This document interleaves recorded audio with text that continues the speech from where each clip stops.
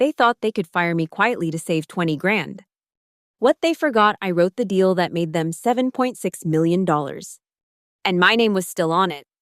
So I turned a 20K slight into a corporate reckoning they'd never recover from.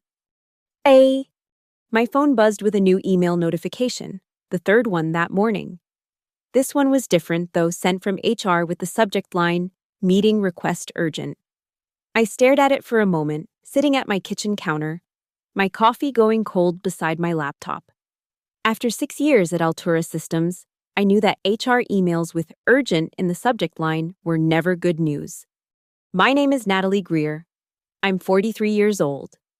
And until that Tuesday morning in April, I was a senior contract specialist at Altura Systems, a mid-sized tech company headquartered in Riverton. I'd spent the last decade of my career becoming an expert in corporate contracts, specializing in the kind of legal language that makes most people's eyes glaze over. But those details, the ones buried in subclauses and addendums, they matter. They're where real power lies. The email requested my presence in the HR office at 9:30 a.m. It was already 8:45. I quickly finished my coffee, changed into a navy pencil skirt and cream blouse, and drove to the office with a knot forming in my stomach. As I walked through the familiar glass doors of our office building, I couldn't shake the feeling that something was deeply wrong. Altura occupied 4 floors of a sleek, modern building downtown. The receptionist, Alicia, gave me a tight smile as I passed. Did she already know the elevator ride to the 14th floor felt longer than usual? When I reached HR, Diane Parker, our head of human resources, was waiting with Marcus Webb from legal.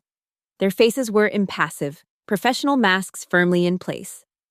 "Natalie, please have a seat." Diane gestured to the chair across from her desk. Marcus stood by the window, his posture stiff. "What's going on?" I asked, though I already suspected. "Altura Systems is undergoing a strategic restructuring," Diane began, her voice mechanically empathetic. "Unfortunately, your position has been identified as redundant in our new organizational model." The words landed like a physical blow. Redundant. After 6 years of consistently exceeding targets, after just finalizing the biggest contract in the company's history, after all the late nights and working weekends, I was redundant. "Effective immediately," she continued, sliding a folder across the desk. "This contains information about your severance package and the return of company property." "Effective immediately," I repeated, my voice hollow. "I just closed the Meridian deal 3 days ago. It's worth $7.6 million to the company." Marcus cleared his throat. "The decision has been made at the executive level. Natalie, it's not a reflection on your performance." Of course it wasn't. It was a reflection on the $20,000 raise I was scheduled to receive next week. A raise that had been promised to me by Mitchell Crane, our CEO, after I'd spent months working on the Meridian partnership. A raise I'd earned by securing a contract that would boost our quarterly revenue by nearly 40%. They were firing me to avoid paying me what I was worth. "Your final paycheck will include compensation for unused vacation days," Diane was saying, but I barely heard her. My mind was racing, analyzing this betrayal from every angle. "We'll need your badge, laptop, and company phone before you leave the building." I handed over my badge, feeling oddly detached as I watched her drop it into a drawer. My laptop and phone followed. Just like that, 6 years of my professional life were erased. "We've arranged for your personal items to be packed and sent to your home address." Marcus added, "No need for you to return to your office."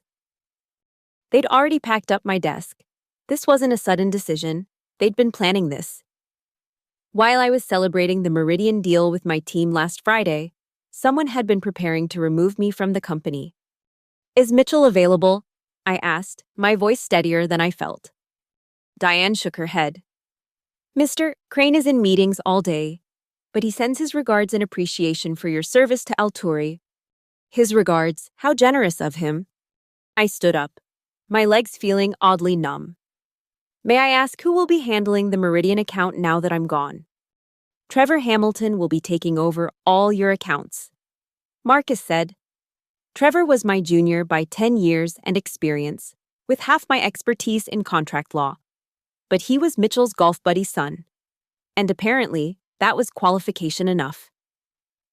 I nodded, gathering the folder with my severance details.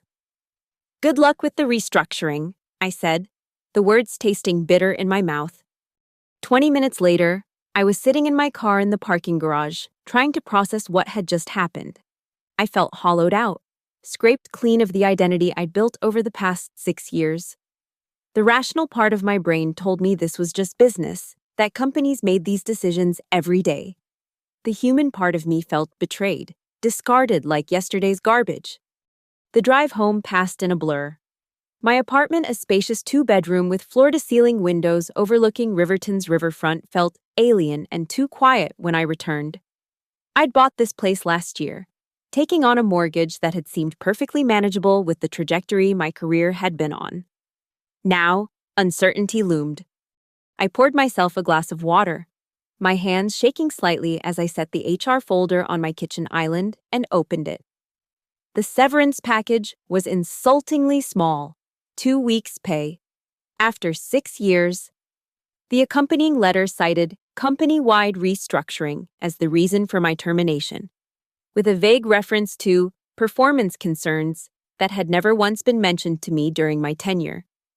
The fabricated performance issues made my blood boil. It was a transparent attempt to justify the timing of my dismissal. If they'd documented real performance issues, they could have fired me for cause, but there were none, so they'd invented them after the fact. I spent the rest of the day alternating between shock, grief, and seething anger. By evening, I'd moved into problem-solving mode.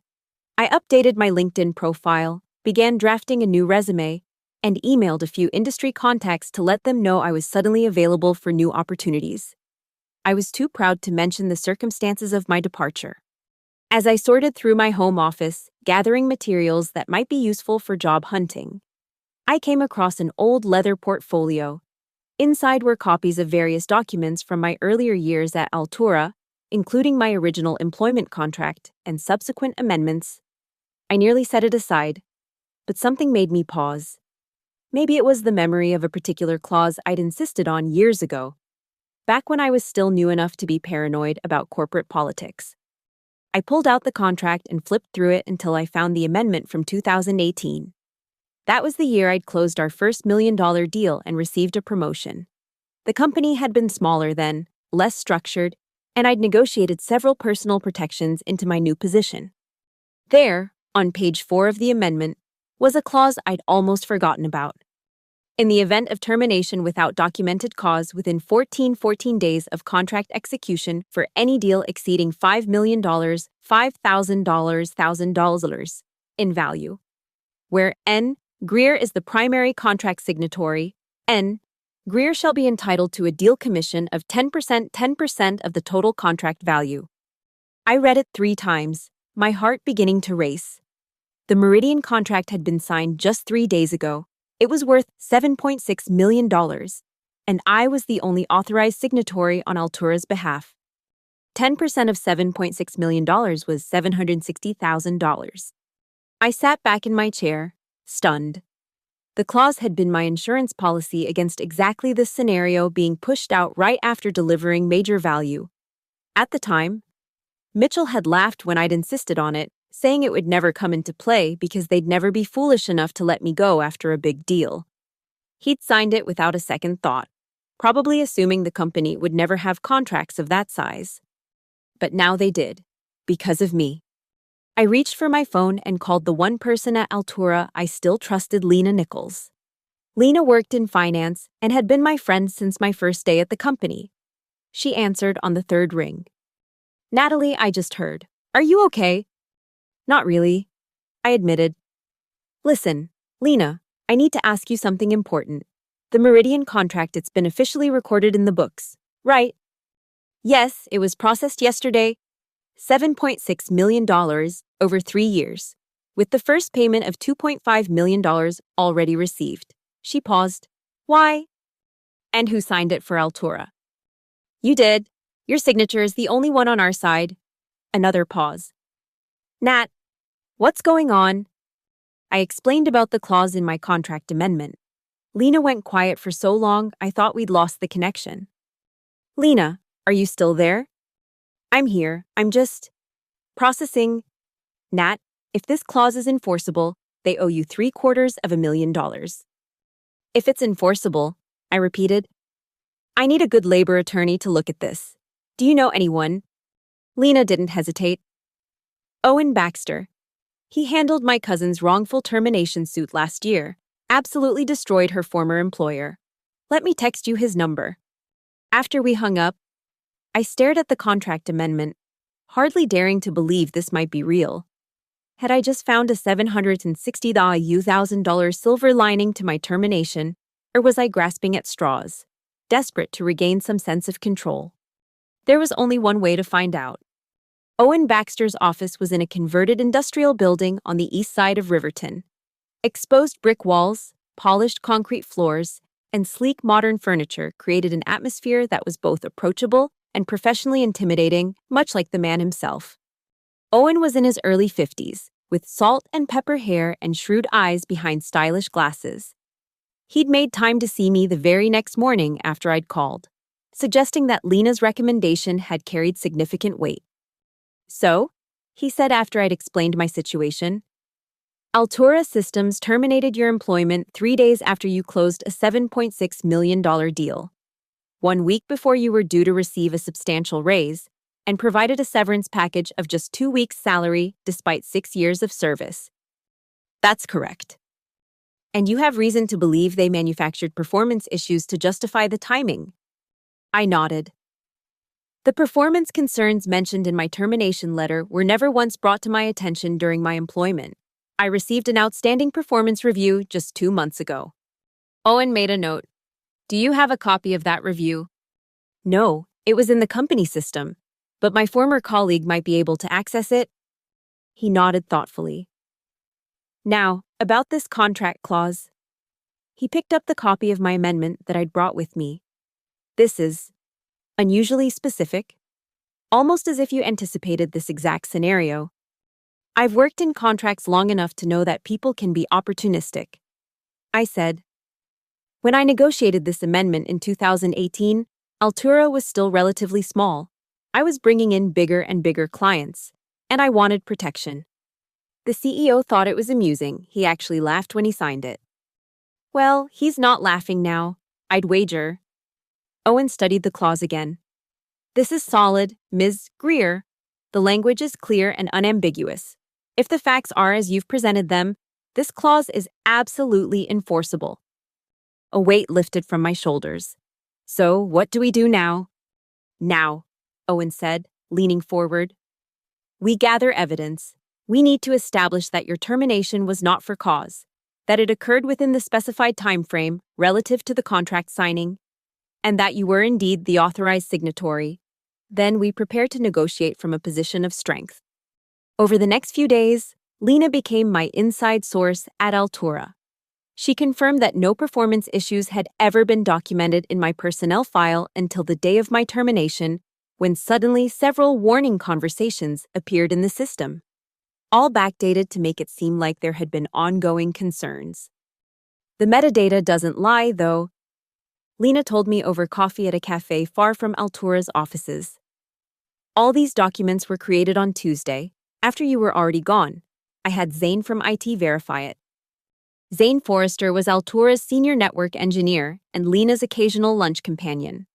They weren't close friends, but he'd always had a bit of a crush on her, which made him willing to help. What else did Zane say? I asked, stirring my latte absently.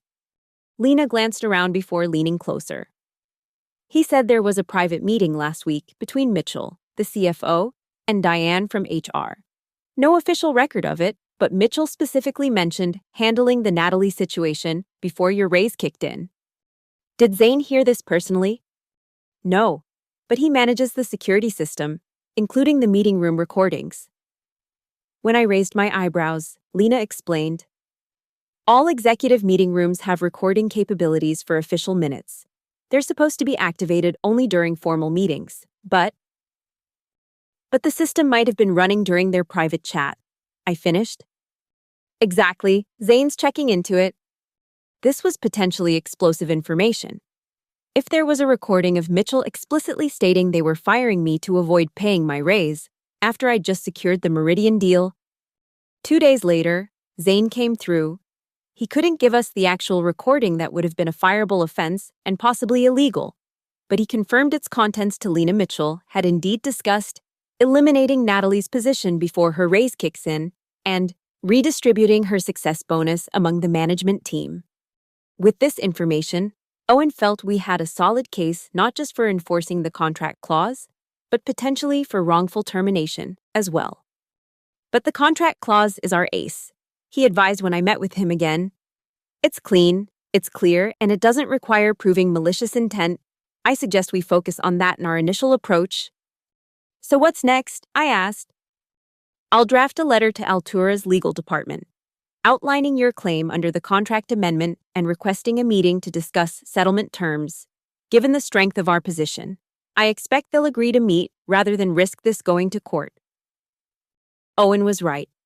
3 days after he sent the letter, Marcus Webb, the same lawyer who'd been present at my termination, called to arrange a meeting. They were willing to discuss Ms. Greer's concerns, he said stiffly. The meeting was scheduled for the following Monday at Altura's offices. For the first time since my termination, I would be returning to the building where I'd spent so much of my professional life. The thought made my stomach churn, but I was determined to face them on my terms this time. Owen and I prepared meticulously over the weekend. We anticipated every possible argument, every potential loophole they might try to exploit. By Monday morning, I felt nervous, but ready. Remember, Owen said as we rode the elevator up to the 14th floor, they'll try to intimidate you, to make you doubt yourself. Don't let them. You have the upper hand here. Natalie. The conference room they'd selected was the smallest one on the executive floor, a transparent attempt to make us feel less important. Mitchell Crane was there, along with Marcus Webb, Diane Parker from HR, and Anthony Phillips, the CFO. They all wore expressions of barely concealed annoyance, as if we were wasting their valuable time. Ms. Greer, Mitchell said, not bothering to stand when we entered. I understand you have some concerns about your termination. That's one way to put it, I replied, taking a seat across from him. Owen sat beside me, calm and poised. Marcus Webb cleared his throat. Before we begin, we want to make it clear that Altura Systems maintains that Ms. Greer's termination was part of a larger restructuring initiative and was conducted in full compliance with company policies and employment law. Yes, we've heard about this mysterious restructuring, Owen said smoothly. Curiously, Ms. Greer appears to be the only employee affected by it so far. Mitchell's jaw tightened. We're implementing changes in phases. Of course. Owen nodded. Now, we're here today to discuss a specific clause in Ms. Greer's employment contract, specifically the 2018 amendment signed by you, Mr. Crane. He slid copies of the document across the table. The executives exchanged glances as they reviewed the clause. Anthony Phillips, the CFO, was the first to react, his face paling visibly. This is absurd, Mitchell finally said, pushing the paper away. This clause was never intended to apply in a situation like this. Actually, Mr. Crane, it was designed precisely for this situation, I said, speaking up for the first time. You may recall laughing about it when you signed it, saying Altura would never be foolish enough to let me go right after a major deal. His eyes narrowed. Your termination was for performance reasons, which negates this clause entirely. We have documentation of ongoing concerns. Interesting, Owen said. We'd like to see that documentation. Please, specifically. We'd like to examine the metadata showing when these performance concerns were actually created in your system. Diane Parker shifted uncomfortably in her seat. Marcus Webb's expression remained carefully neutral, but a muscle twitched in his cheek. That's confidential company information, Marcus said, which would be subject to discovery in a lawsuit. Owen countered. But perhaps we can avoid that unpleasantness. We're simply here to enforce the terms of a contract that all parties willingly entered into. Mitchell leaned forward, his voice hardening. Let's cut to the chase. What exactly are you asking for? Ms. Greer is entitled to 10% of the Meridian contract value, as clearly stated in her employment agreement. That amounts to $760,000. Anthony Phillips made a choking sound. That's preposterous. What's preposterous? I said calmly. Is firing a dedicated employee of 6 years 3 days after she secured a $7.6 million contract, 1 week before her promised raise, and then manufacturing performance issues to justify it. You can't prove any of that, Mitchell said, but his confidence was visibly wavering. Owen smiled thinly. Actually, we can. We have evidence that the performance issues in Miss Greer's file were created after her termination. We also have confirmation that her most recent performance review just 2 months ago was outstanding. And, I added, we're aware of a certain recorded conversation in the executive meeting room where the real reason for my termination was discussed. The color drained from Mitchell's face. Marcus Webb closed his eyes briefly, as if in pain. What recording? Diane asked, looking genuinely confused. The one where Mitchell explicitly stated I should be terminated before my raise took effect, and that my success bonus for the Meridian deal should be distributed among management instead, I said, holding Mitchell's gaze steadily. A heavy silence fell over the room. The executives exchanged glances, a silent conversation passing between them. Finally, Marcus Webb cleared his throat. Perhaps we should take a brief recess to discuss this matter privately. Owen nodded. Of course, we'll wait. They filed out of the room, leaving Owen and me alone. As soon as the door closed, I exhaled shakily. You did brilliantly, Owen murmured. Did you see Mitchell's face when you mentioned the recording? Do you think they'll cave? They don't have much choice. The contract language is irrefutable, and now they know we have evidence of their true motives. They'll try to negotiate the amount down, but they know they're cornered. Sure enough, when the executives returned 20 minutes later, their demeanor had changed. Mitchell wouldn't meet my eyes, leaving Marcus Webb to do the talking. We're prepared to offer Ms. Greer a settlement of $250,000 contingent upon a full non-disclosure agreement, Marcus said. Owen shook his head. The contract specifies 10%, $760,000. This isn't a negotiation, Mr. Webb. It's the enforcement of a legally binding agreement. That figure is simply not feasible for the company at this time, Anthony Phillips interjected. That's interesting, I said.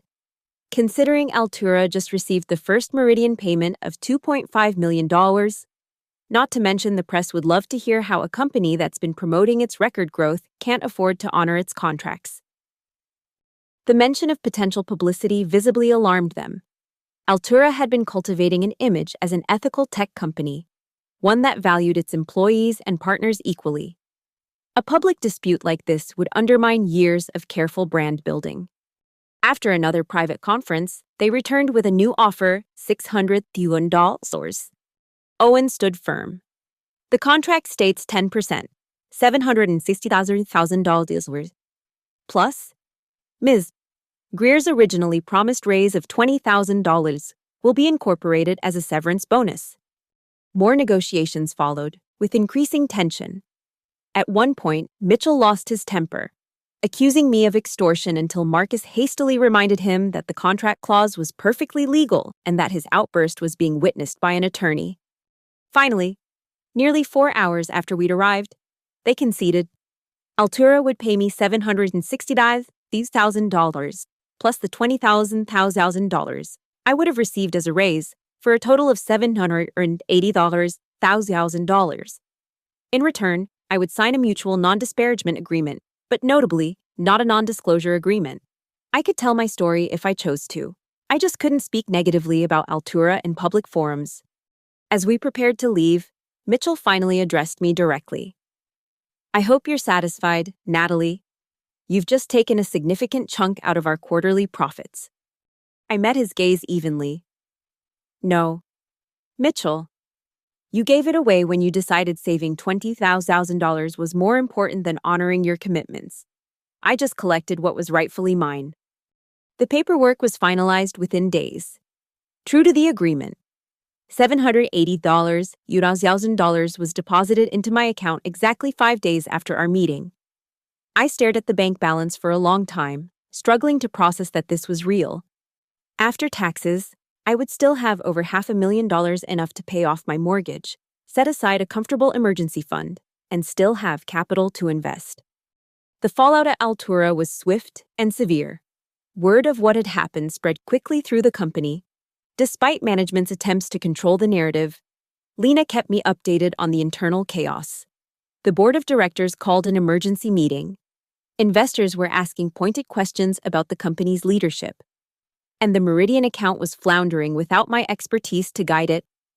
2 weeks after our settlement, Mitchell Crane was asked to resign. The official announcement cited strategic differences with the board. But everyone knew the truth. He had cost the company nearly $800,000 and potentially jeopardized a $7.6 million contract, all to avoid paying a well-deserved $20,000 raise. Lena was promoted to senior financial analyst in the subsequent reorganization, a real one this time.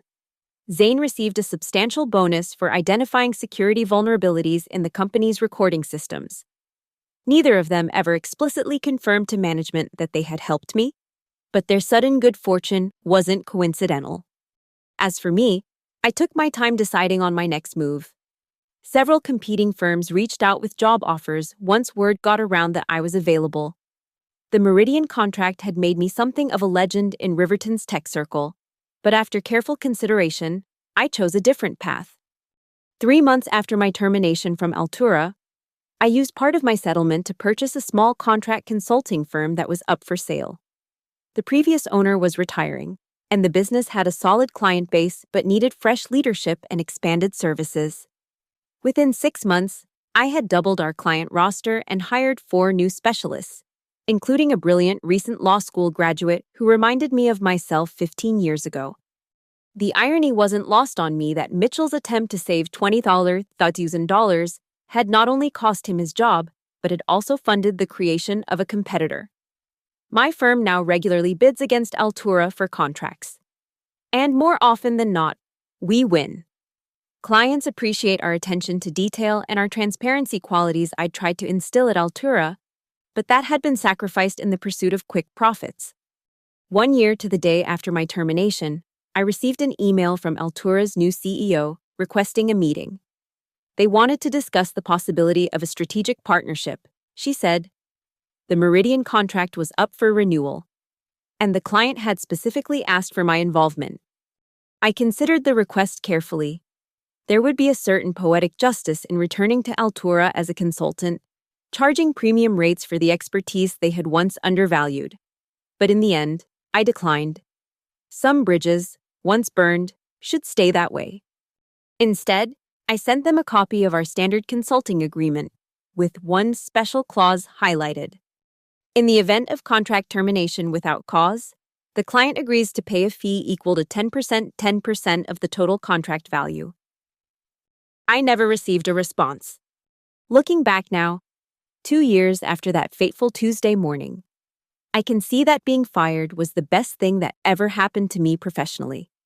It forced me to recognize my true worth and to create a workplace culture that reflected my values rather than trying to change someone else's. My firm now employs 15 people, all of whom receive competitive salaries, generous benefits, and regular recognition for their contributions. We specialize in creating clear, fair contracts that protect all parties' interests, with a particular focus on helping employees understand their rights. Several of our clients are former Altura employees who came to us after the company's reputation deteriorated following Mitchell's departure. As for the $780,000 settlement, most of it was reinvested in the business or set aside for retirement. But I did allow myself one significant splurge, a custom-designed white gold pendant in the shape of a key. It serves as a daily reminder that knowledge is power, that details matter, and that sometimes justice comes in unexpected forms. They thought they could fire me quietly to save $20,000. They forgot that I wrote the deal that made them $7.6 million, and my name was still on it. They never imagined I'd turn a $20,000 slight into a corporate reckoning they'd never recover from. I don't need a raise anymore. I gave myself a promotion instead.